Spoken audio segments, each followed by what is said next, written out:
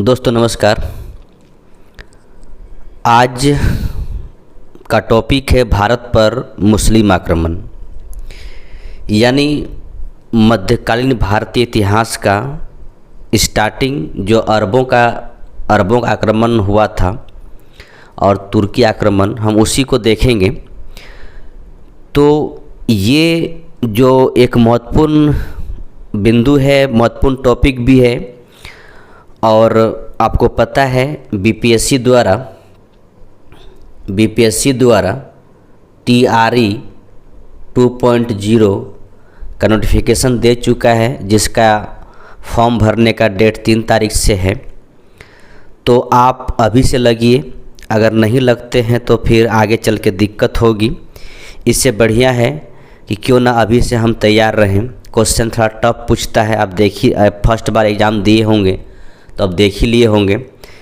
तो इसीलिए आप इससे तैयार होइए, अपने आप को तैयार कीजिए कि हम उस लायक और वहाँ तक पहुँचें। बहुत कोई इस बार का सिलेक्शन नहीं हो पाया और इस वजह से बहुत दुखी है, तो ये दिन देखना ना पड़े, ये भी ध्यान रखेंगे। तो चलिए हम लोग आज देखते हैं भारत पर मुस्लिम आक्रमण। इसमें बहुत सारे क्वेश्चन नहीं है, आप पूरा वीडियो देखेंगे, आपको अच्छा लगेगा। और अगर अच्छा लगता है तो एक से एक लाइक शेयर कमेंट जरूर करेंगे। साथ ही साथ अगर चैनल पे आप नए जुड़े हैं तो सब्सक्राइब कर लीजिएगा, ठीक है। और अगर वीडियो बहुत अच्छा लगता है तो अपने दोस्तों शेयर भी करेंगे। चलिए प्रमोट कीजिए, आगे बढ़ते जाना है। तो आज का पहला क्वेश्चन है, देखिए कि पैगंबर हजरत मोहम्मद का जन्म हुआ था।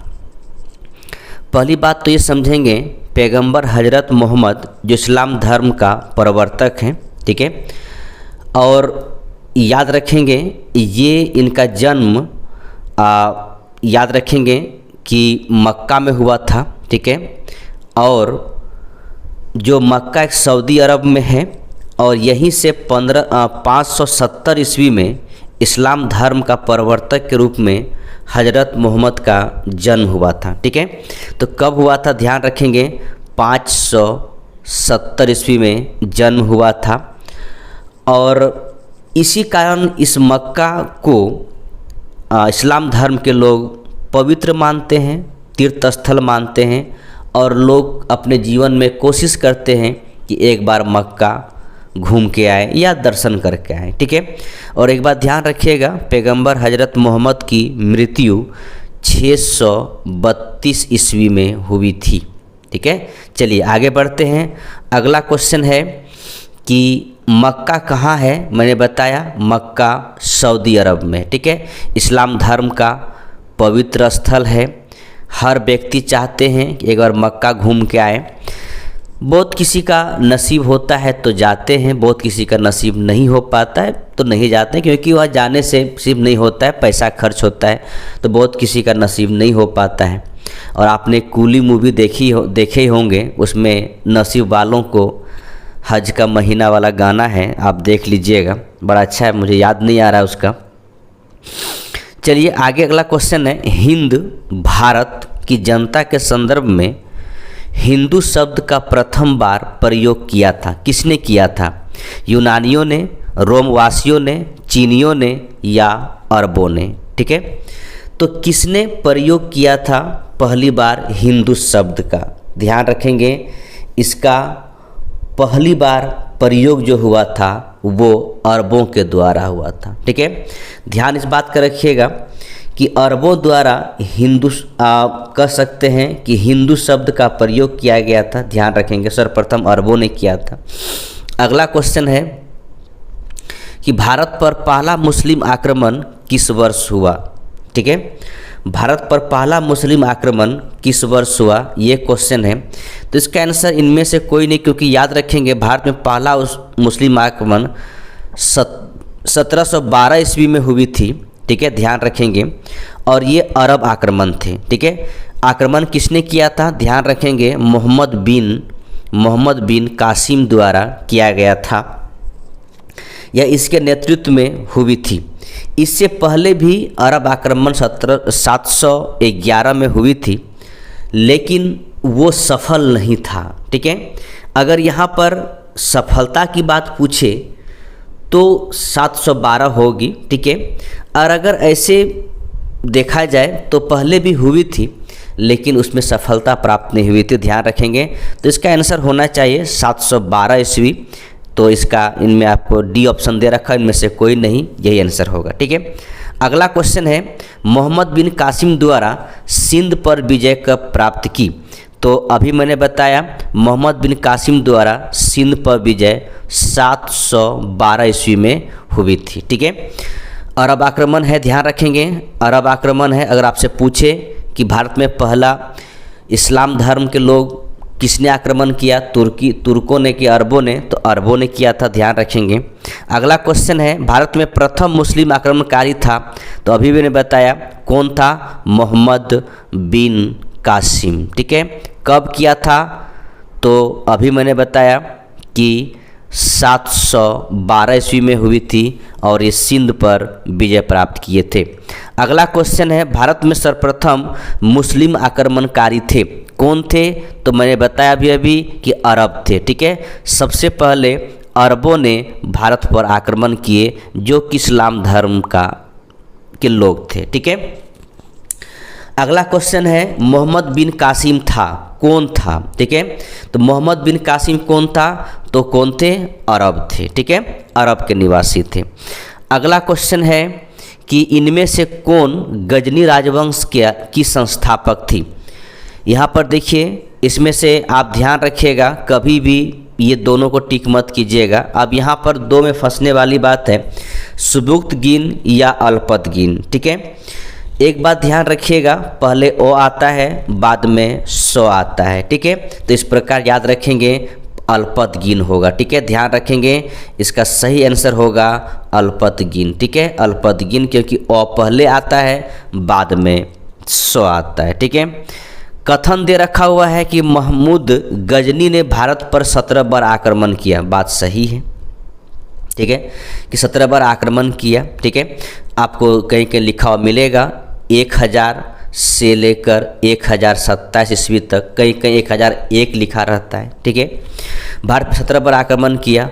वह भारत में अस्थायी मुस्लिम शासन की स्थापना करना चाहता था, ये बातें गलत है।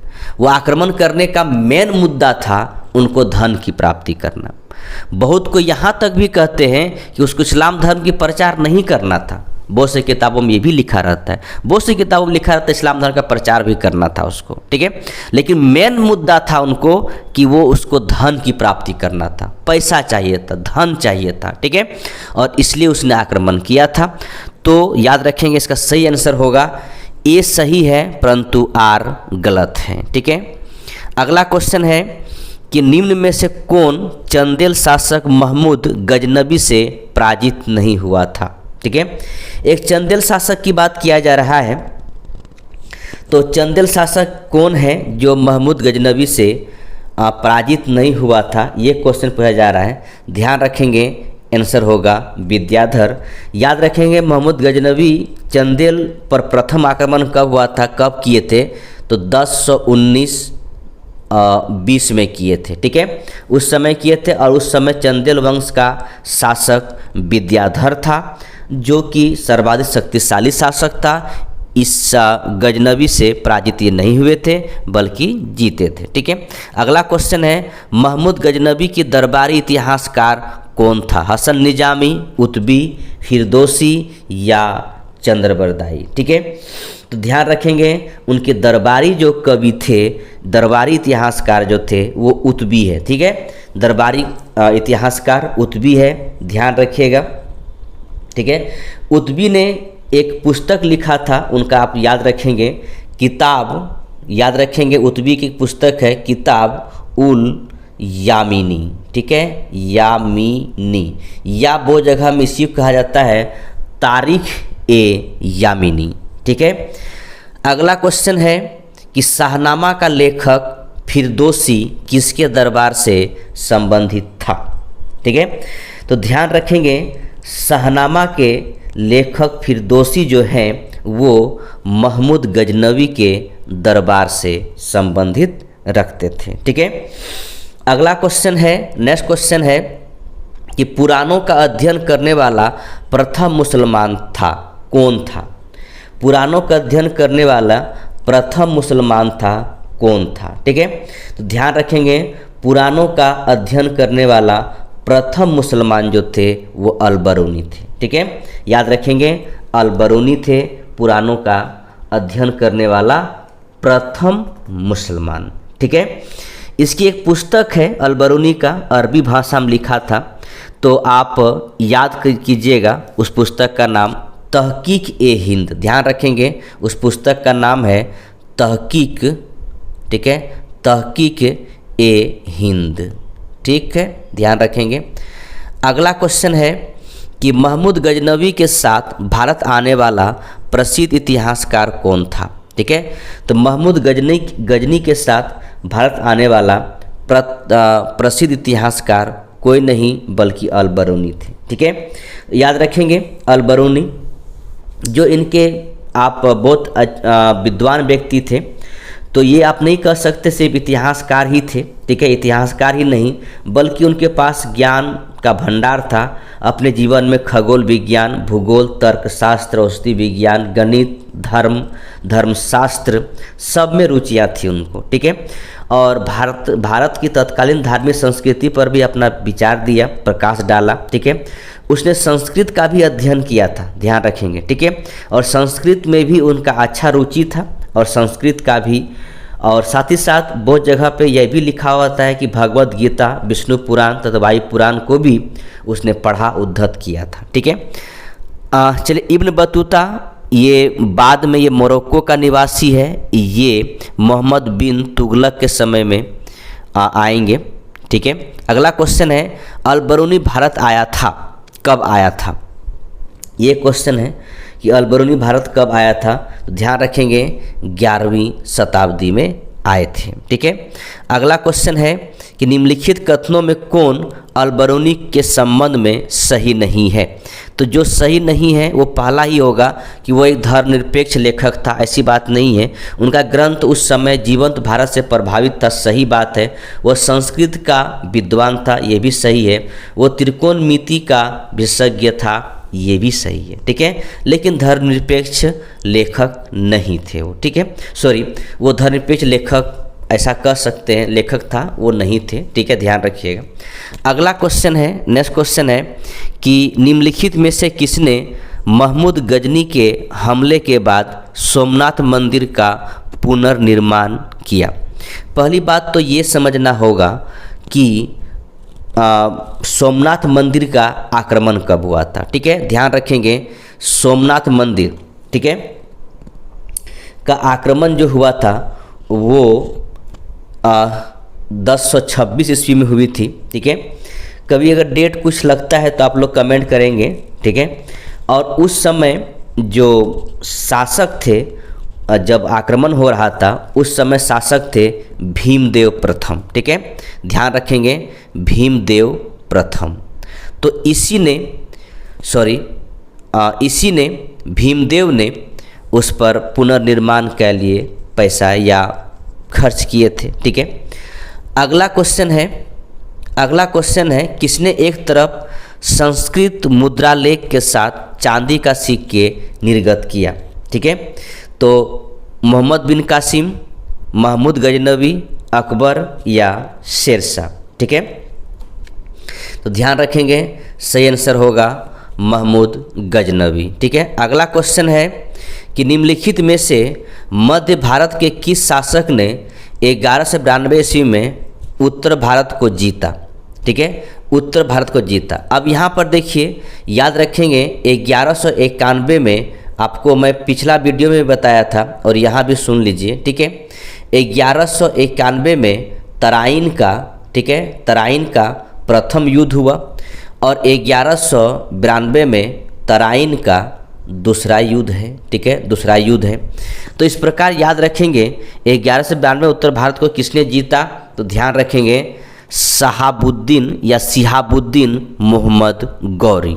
ठीक है, इसी ने जीता और इस युद्ध में एक बार गौरी हारते हैं, सेकंड बार गौरी पृथ्वीराज चौहान को हराकर जीतते हैं और भारत में इस्लाम धर्म का एक नया राजवंश उदय होता है। ठीक है, अगला क्वेश्चन है कि मोहम्मद गोरी का सबसे पहले किसने पराजित किया। ठीक है, तो ऑप्शन देखिए, भीम द्वितीय, पृथ्वीराज चौहान, जयचंद और या पृथ्वीराज द्वितीय। ठीक है, तो याद रखेंगे गुजरात के शासक भीम द्वितीय ने मोहम्मद गोरी को 1178, ध्यान रखेंगे 1178 ईस्वी में मोहम्मद गोरी को गुजरात के आक्रमण के दौरान मूलराज द्वितीय या भीम द्वितीय ने उसे हराया था। ठीक है, और हराया कहाँ था? माउंट आबू पर्वत के पास। ठीक है, नेक्स्ट क्वेश्चन है कि मोहम्मद गोरी ने जयचंद को किस युद्ध पर पराजित किया। ध्यान रखेंगे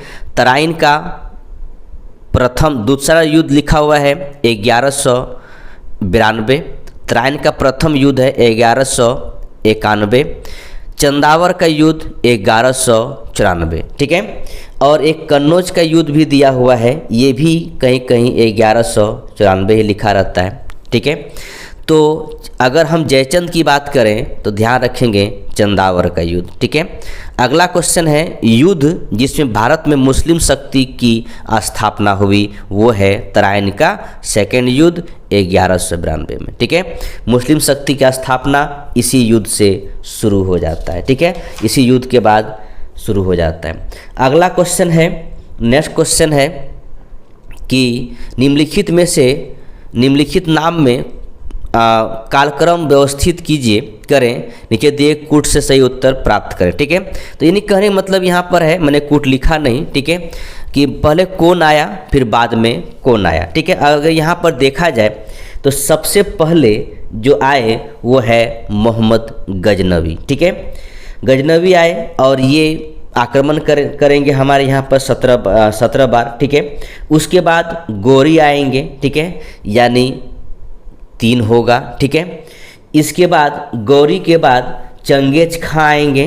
ठीक है, ध्यान रखेंगे चंगेज खां 1221 में इल्तुतमिश के समय की बात है। ठीक है, और उसके बाद चंगेज खां यानी 1 होगा, उसके बाद 4 होगा। तैमूर आक्रमण जो होगा वो 1398 ईस्वी में होगा। ठीक है, तो इस प्रकार करके 2, 1, 3, 4 सही आपका आंसर होगा। ठीक है, अगला क्वेश्चन है किस मुस्लिम शासक के सिक्कों पर देवी लक्ष्मी की आकृति बनी है। ठीक है, वो है मोहम्मद गोरी। ठीक है, मोहम्मद गोरी के सिक्कों पर बनी है। नेक्स्ट क्वेश्चन है भारत में मोहम्मद गोरी ने किसको प्रथम अख्ता प्रदान किया। ठीक है, प्रथम अख्ता प्रदान किया तो ध्यान रखेंगे वो है आपका कुतुबुद्दीन ऐबक। इसी ने 1206 में भारत में पहला इस्लाम सत्ता स्थापित होगा जिसका नाम होगा गुलाम वंश। ठीक है, अगला क्वेश्चन है, नेक्स्ट क्वेश्चन है कि मोहम्मद गोरी के किस दास ने बंगाल और बिहार पर विजय प्राप्त की, वो होगा बख्तियार खिलजी। ठीक है, बख्तियार खिलजी ध्यान रखेंगे ये 1193 से लेकर 1202 तक बिहार बंगाल को लूटते रहा। विक्रमशिला विश्वविद्यालय, नालंदा विश्वविद्यालय को भी तहस नहस किया। ठीक है, लूटपाट पूरा की। अगला क्वेश्चन है बिहार का प्रथम मुस्लिम विजेता कौन था, तो कौन था वो आपका बख्तियार खिलजी ही होगा। ठीक है, तो 1 मिनट, तो यहाँ पे थोड़ा सा आंसर इसमें चेंज दिया गया है। 1 मिनट सॉरी, ठीक है, बख्तियार खिलजी। ठीक है, बख्तियार खिलजी होगा। हाँ, जहाँ तक कोई और दूसरा कुछ है नहीं होने वाला है। तो बिहार का प्रथम मुस्लिम विजेता कौन था, तो याद रखेंगे बख्तियार खिलजी ही होगा। ठीक है, नेक्स्ट क्वेश्चन है कि नालंदा विहार का विध्वंस, बिहार नहीं होगा विहार होगा, नालंदा विहार का विध्वंस किया था, किसने किया था, तो अभी ने बताया बख्तियार खिलजी ने किया था। ठीक है, अगला क्वेश्चन है कि कूट दिया हुआ है कि भारत पर तुर्क आक्रमण सफल हुए। ठीक है, भारत पर तुर्क आक्रमण सफल हुए, कारण दिया हुआ है उत्तर भारत में राजनीतिक एकता नहीं था। ठीक है, अगर भारत में राजनीतिक एकता होता तो मोहम्मद गौरी नहीं जीतता। ठीक है, जयचंद सिर्फ पृथ्वीराज चौहान को साथ दे देता तो गौरी जीतता नहीं। ठीक है, लेकिन एकता नहीं होने की वजह से हमारी बाहरी आक्रांताएं हमारे यहाँ पर शासन किए। ठीक है, इसलिए इसका सही जवाब होगा, दोनों कथन सही है और एक दूसरे का व्याख्या भी कर रहा है। ठीक है, नेक्स्ट क्वेश्चन है, रेशम बुनकरों की श्रेणी की जानकारी निम्नलिखित में किस शिलालेख से मिलती है। आपने बहुत जगह हम पढ़ा होगा, रेशम बुनकरों का जो जानकारी मिलती है वो मंदसौर अभिलेख से मिलती है। ठीक है, मंदसौर अभिलेख से मिलती है। तो ये मंदसौर अभिलेख ही है दसपुर शिलालेख। ठीक है, और इसका किसका है ध्यान रखेंगे, कुमारगुप्त का है, शासनकाल का है, ध्यान रखिएगा। ठीक है, और इस रेशम बुनकर के बारे में इसमें जानकारी मिलती है। यहाँ पर प्रयाग प्रशस्ति पत्र है, ध्यान रखेंगे, ये समुद्रगुप्त का है। ठीक है, समुद्रगुप्त का जिसने हरिसेन ने लिखा है।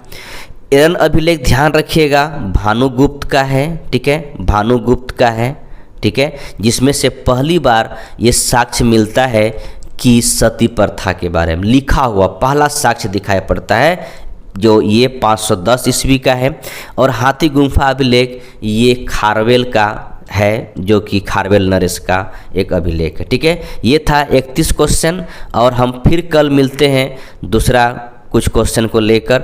मैं आपको बताना चाहूँगा कि एनसीईआरटी का भी टाइपिंग चल रहा है, उनको भी मैं 6, 7, 8, 9, 10, 11, 12 सारे एनसीईआरटी को मैं आप तक पहुँचाऊँगा। आप लोग बस जुड़े रहें और इसी तरह देखते रहें वीडियो को। अगर आपको सही लगे तो ज़रूर लाइक कीजिएगा, अपने दोस्तों शेयर कीजिएगा, और जो भी लगे आप कमेंट कीजिएगा। ठीक है, ख़राब है हो तो कमेंट करें, अच्छा हो तो कमेंट करें। ठीक है, चलिए आज हम यहीं रुकते हैं। वीडियो देखने के लिए बहुत बहुत धन्यवाद। जय हिंद, जय भारत।